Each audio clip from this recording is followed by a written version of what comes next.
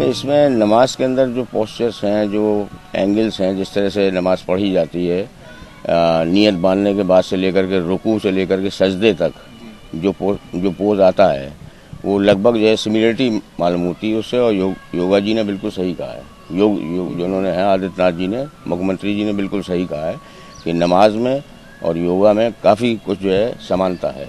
तो आपका खान पीन और सही हो और डेली आप इसको करें तो आयु में वृद्धि होती है, संपूर्ण जगत को लाभ है और मोटापा सब इसी से कम हो जाता है। तो हमें तो ऐसा इसमें कुछ नहीं दिखता कि इसमें धर्म की कोई बात दिखती हो। बात सम्मान सब लोग करते हैं, ना ही इसका कोई किसी धर्म से रिलेशन है।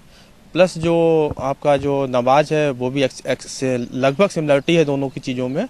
योग जो है एक्सरसाइज होती है, नमाज में भी ऑलरेडी एक्सरसाइज है और नमाज में हमारे यहाँ तो फ़ायदा बताया गया, रुकू करना, सजदा करना, और इसमें फिजिकल भी एक फ़ायदा होता है। और अल्लाह ने इसको फ़र्ज़ अदाई करने के लिए कहा है, 5 वक्त के लिए मुसलमानों के लिए फ़र्ज़ है। तो इसका मतलब इन्होंने नमाज का एक एहसास है जो उनके दिमाग में दिया है, उसको देखा है, समझा है, तो सोच समझ के उन्होंने कहा होगा। हम इसके बारे में ये कहना चाहते हैं कि योगी जी ने जो बोला, अगर वाकई योग में भी वर्जिश है और नमाज में भी एक वर्जिश है, इबादत भी है और वर्जिश भी है, तो हम समझते हैं कि वो कहते हैं कि अगर उससे मिलते जुलते हैं तो, क्योंकि मैंने देखा नहीं, तो बिल्कुल हो सकता है कि वो वर्जिश हो। हाँ, और अच्छी चीज़ है इंसान के लिए, वर्जिश करना तो एक अच्छी चीज़ है। और हमारे यहाँ तो बुनियादी तौर से जो है इसको रखा गया है, जब से इस्लाम आया, जब से ही इस चीज़ नमाज को रखा, और इसलिए रखा कि खुदा की वो इबादत भी करते रहें और जिस्मानी एतबार से भी वो अच्छे बने रहें। अगर हिंदू धर्म में भी ऐसा है तो ये एक अच्छी बात है।